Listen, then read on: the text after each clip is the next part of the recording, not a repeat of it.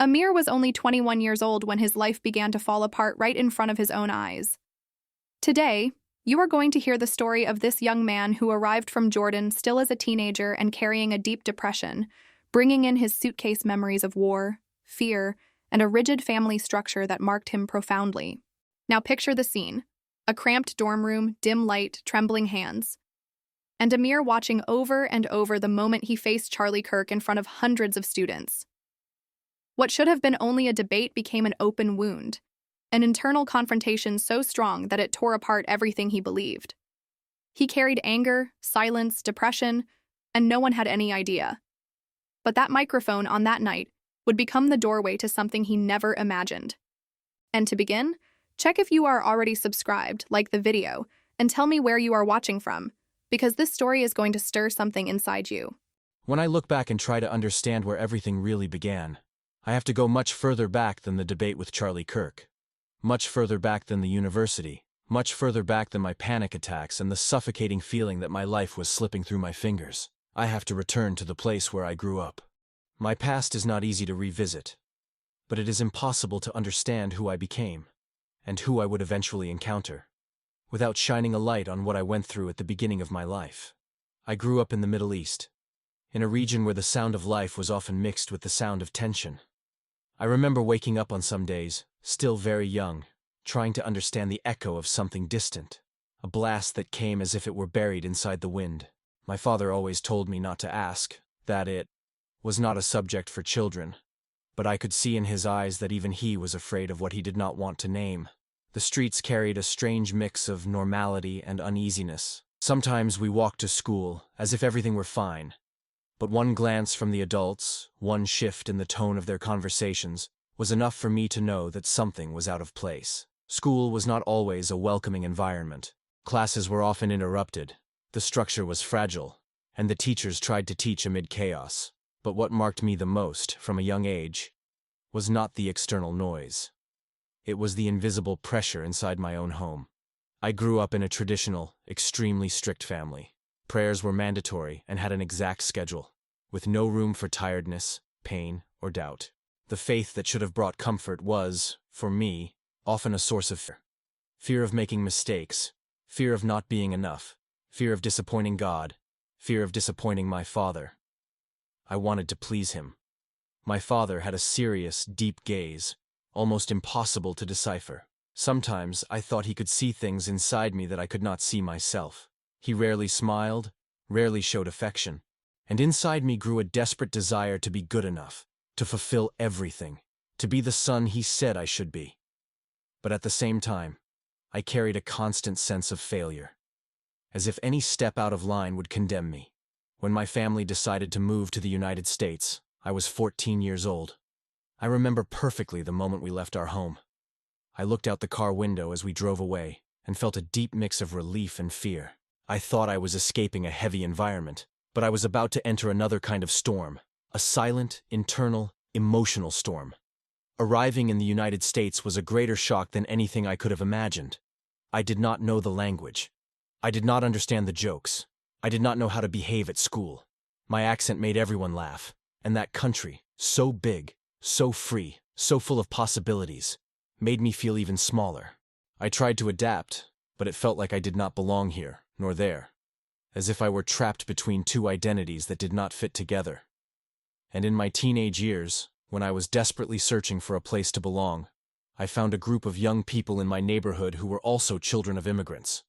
At first, they seemed like me, lost, confused, displaced, but over time, I realized that most of them carried a deep revolt, a built-up fury against everything that represented the West, Christianity, anything that did not resemble the culture we left behind. They spoke with conviction. They spoke with intensity. They spoke of injustices, pains, old wounds, and that stirred something inside me. For the first time, I felt that someone understood me. For the first time, I felt I had a place to belong. And that is how, without noticing, I got closer to toxic ideas. They did not seem toxic at first. They felt like understanding, acceptance, identity. The problem was that while I held on to those narratives, something inside me was falling apart. But I did not want to admit it. and even less show it. When I started college, that internal shift became even more evident. I was no longer the insecure teenager who cried in secret.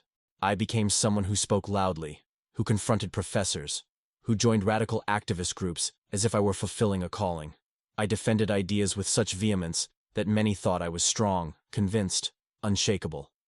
But the truth is that I was broken inside. Depression began quietly, like a weight in the mornings, like an emotional fog impossible to chase away. Then came the panic attacks. First rare, then constant. Sometimes I had to lock myself in the dorm bathroom so I would not fall apart in front of someone. And even then, when I walked out, I wiped my tears and walked across campus as if nothing had happened. Because I had been taught my entire life that weakness was not allowed. I remember nights when I would stare at the ceiling, feeling my whole body tremble, unable to explain why. I felt as if God had abandoned me, as if everything I had tried to do to be good enough had failed. And at the same time, I did not have the courage to question, because questioning was a sin within the worldview in which I was raised. It was a sin to admit pain, a sin to admit failure, a sin to admit confusion.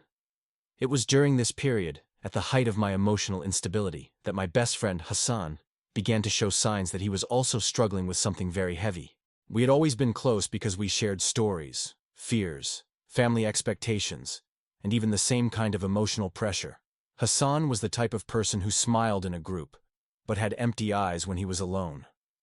I should have noticed. I should have asked. I should have insisted. I should have seen. But I didn't see it. The day I learned of his death was like the ground had been ripped from under my feet. He had an emotional breakdown, alone, in his dorm room. And he didn't survive. The news spread quickly, but the pain that remained, only I know. I felt responsible. I felt guilty. I felt weak. And above all, I felt completely alone. After his death, everything inside me exploded. I started having panic attacks almost every day. I had nightmares so intense that I would wake up not knowing where I was. I started feeling angry at everything, at people, at life, at myself, at God. I didn't understand why this was happening. I had learned that God doesn't abandon those who obey. So, why did I feel this way? Why was Hassan gone? Why was I drowning in grief, unable to breathe, during this period that they announced Charlie Kirk would be giving a lecture on campus? My colleagues in the activist group were ecstatic. It would be the perfect opportunity to confront someone who, in their view, represented everything that was wrong. Consumed by anger, frustration, and suffering, I decided I needed to be there. I wanted to speak. I wanted to unload. I wanted to be heard. I didn't even understand the magnitude of the emptiness I carried. When the day arrived, the auditorium was packed. My hands were trembling, but I pretended everything was under control. When I picked up the microphone, I felt as if the weight of all the years of my life had fallen on me at once. I began by asking about suffering, politics, injustice, religion. I spoke quickly, as if words were my only defense. But, in the middle of the speech, something happened. My voice faltered. My chest tightened. And for the first time in front of hundreds of people, I let slip something I had never said aloud before. If God exists, then where was he during all my pain? The silence that followed that question was deafening. I wasn't really asking Charlie Kirk. I was asking God. And at that moment, I still had no idea that he would answer. That night, when I returned to the dormitory, the anguish seemed to have taken shape within me. The pain was so great that I couldn't contain it. I sat on the floor in the same place where I had cried so many times in secret. But this time, I didn't hide it. I cried like I had never cried before. I cried for Hassan. I cried for my father. I cried for my childhood. I cried for my fear. I cried because I no longer knew who I was. I thought about giving up on everything. I thought nothing made sense anymore. It was at that moment that something changed. The room, which had always been heavy, dark, and oppressive, began to feel different. It wasn't anything visually impressive, nothing cinematic. It was a presence, a gentleness, a warmth that began to spread across my chest, as if someone had placed a hand on my heart. I took a deep breath and, for the first time in my life, felt that I wasn't alone. I looked to the corner of the room and saw a light, faint, transparent, almost imperceptible, but real. It was as if it were there without wanting to scare me, just touch me. And then I heard a voice, not with my ears, but inside me. A voice that spoke directly to my soul, with a peace I had never felt before. Amir, I was with you through every scary night. I froze. I felt a force breaking inside me, as if something that had held me back for years had suddenly cracked. I could only manage to reply, "Who are you?" And the answer came with a tenderness that no human word could reproduce. "I am the one who loved you before you took your first breath. I am the truth you have always sought." At that moment, my knees buckled. I fell to the ground, not out of despair, but because my heart couldn't bear the feeling that something sacred was happening. And there, that night, everything began to change. The next morning, when my eyes finally opened, it took me a few seconds to understand where I was. The white ceiling of the dormitory seemed brighter than usual, as if someone had left a soft light on all night. But there was no light at all. It was just different. I turned slowly, with that automatic feeling that the weight in my chest, that weight that had lived within me for years, would be waiting for me as always. In a way, I had even prepared myself to feel the emptiness, the anguish, the tightness that always arose before I could even breathe properly. But something didn't happen. I took a deep breath, as I did on mornings when I needed to prepare for another difficult day, and realized something was wrong, but wrong in a good way. There wasn't that void. There wasn't that pressure in my heart. There wasn't the feeling of sinking into something dark and nameless. I sat up slowly in bed, afraid of ruining the moment if I moved too quickly. For a moment, I thought it was just adrenaline, just shock, just a temporary distraction. But the more I breathed, the clearer it became. The emptiness wasn't there. I, Amir, who for years had woken up with a deep darkness in my chest, was feeling a peace that didn't make sense. It wasn't euphoria. It wasn't relief after crying. It wasn't escape. It was peace. And the feeling was so new, so unexpected, so outside my emotional vocabulary, that I didn't know whether to laugh, cry, or just stand there trying to understand. I ran my hand over my chest several times, trying to find the old weight. It wasn't there. It was as if someone had removed a huge stone from my heart without me noticing. And the more I tried to find a rational explanation, the more impossible it seemed. I sat there for a few minutes, completely still, listening only to the distant sounds of the campus waking up. Footsteps in the hallway, doors slamming, scattered voices. And while all this was happening, I tried to understand what was happening to me. I thought about the previous night. I thought about the light. I thought about that voice that didn't come through my ears, but through my soul. I thought about the feeling of being seen, truly seen, for the first time in my life. The more I remembered, the more something inside me stirred, as if I were waking up after a long emotional coma. But I was scared too. I needed confirmation. I needed to know if it was real, or if I was imagining it all. So I decided to go to the university medical center. I already had a history. I'd already been to appointments. I'd already had tests. They knew my condition, my crises, my anxiety level, my physical symptoms. If anything had changed, they would notice. On the way there, I felt strange. As if I were stepping on new ground, as if the colors were more vivid. I noticed details I had previously ignored. The wind in the trees, the sound of the leaves rustling, the smell of coffee coming from the building next door. It was as if I were waking up to the world for the first time. I arrived at the doctor's office, and the doctor who had been treating me for months was surprised by my expression as soon as I entered. He always saw me tense, restless, sometimes even having difficulty maintaining eye contact. But that morning I was different. I didn't know how to explain it. I just said, "I woke up, feeling fine. I don't feel anything. Nothing at all." He frowned with that mixture of concern and curiosity that doctors have when they think the patient isn't telling the truth. But he knew me. He knew my history. He knew it wasn't that simple. He asked to measure my hormone levels, asked a few questions, wrote things down in my chart. And when the results came back, he looked at me with a kind of astonishment I'd never seen in him before. Amir, this doesn't make sense. Your anxiety levels are normal.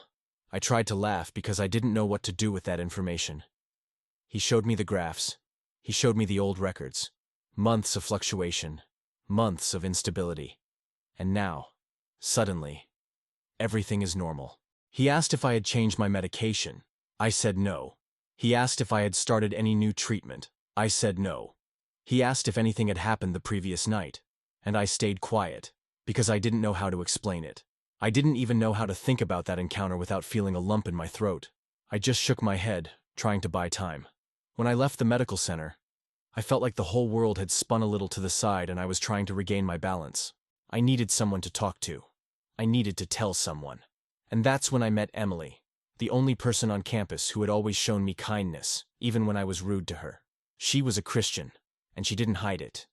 But she was always respectful, never tried to convert me, never argued with me. She just existed in peace, something I never had. She saw me from afar and came over to me with that kind smile. Amir, I need to tell you something strange. My heart raced immediately. I hadn't said anything, but something in her eyes made me understand that there was more to that morning than I had imagined. Last night, I woke up out of nowhere, she said, placing her hand on her chest.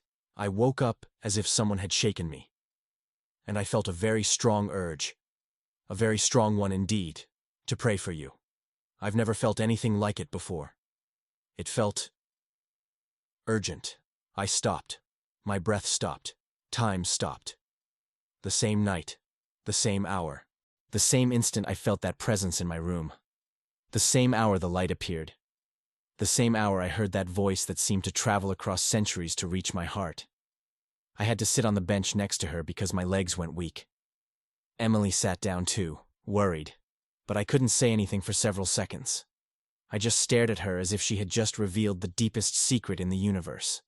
The synchronicity was perfect, impossibly perfect. And that perfection, it wasn't a coincidence, it was a miracle. I didn't use that word at the time.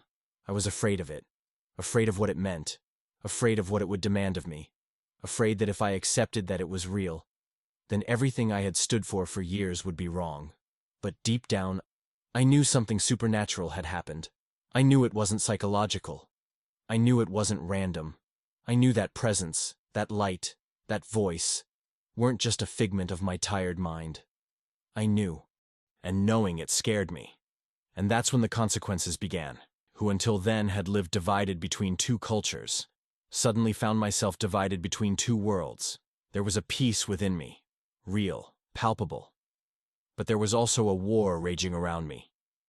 Because the more I processed what had happened, the more I realized that it came at a price. The internal conflict was the first to emerge. I began to feel guilt for having experienced something my family wouldn't approve of. Guilt for having felt the presence of someone who wasn't part of the religion I was raised in.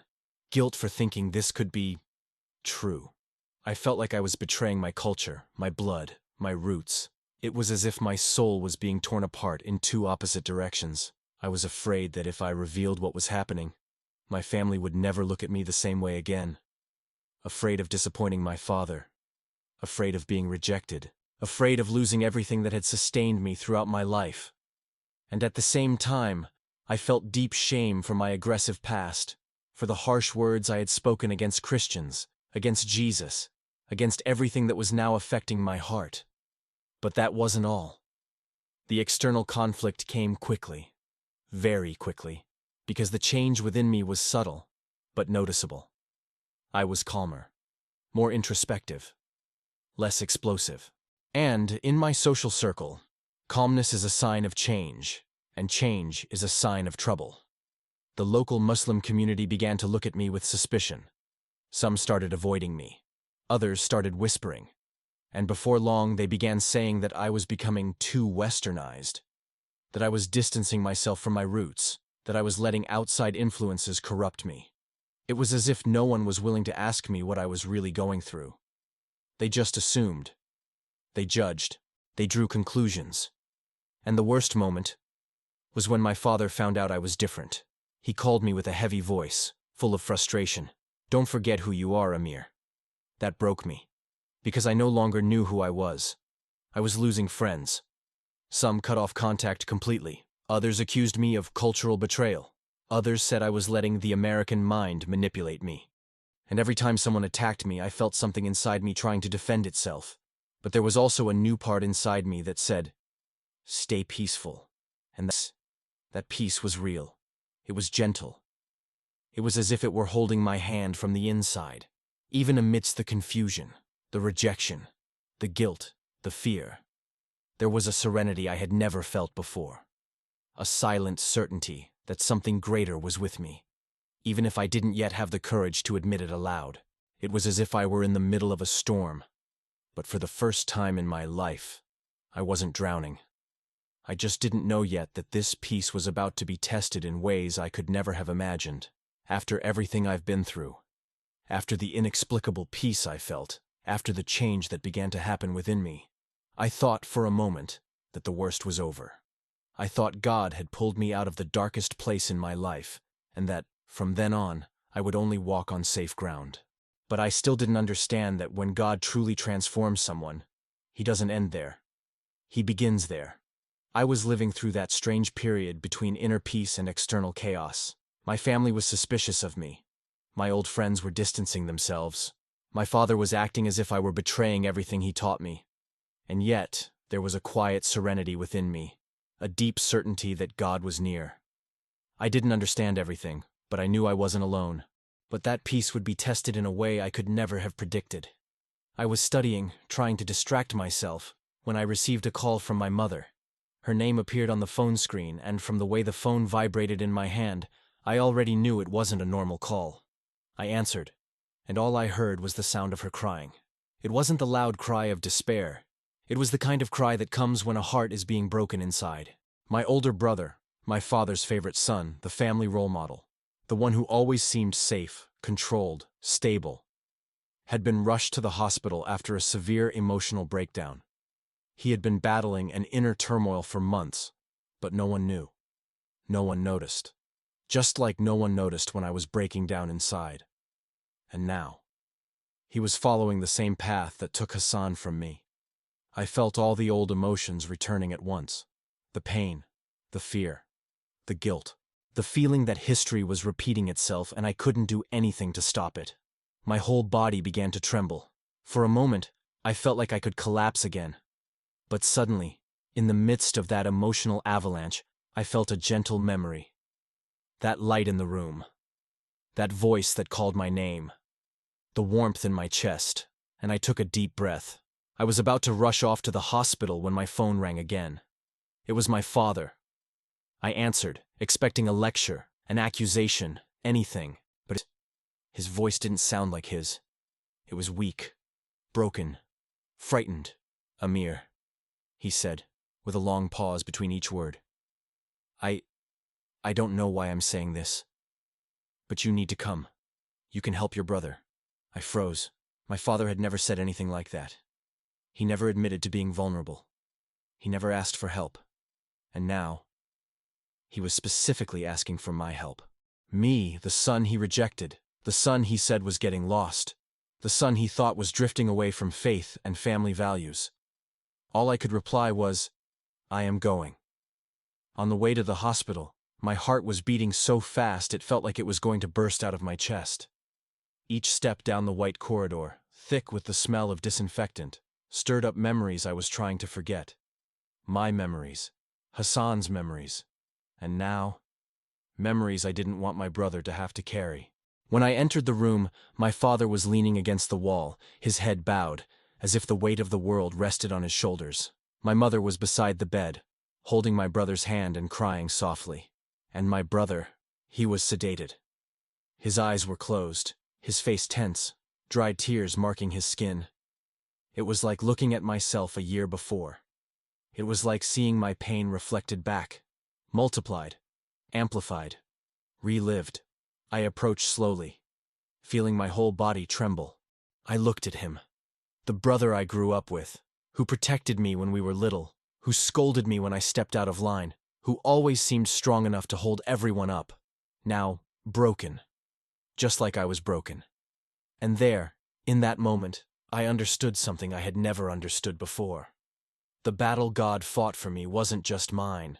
What He transformed in me, He wanted to use to transform someone else too, someone from my own family. It was as if God was placing my story before me, telling me, "Now you will fight for someone who cannot fight for themselves." I placed my hand on His. It was cold, trembling, completely weak. And in that instant, all the fear I still held vanished.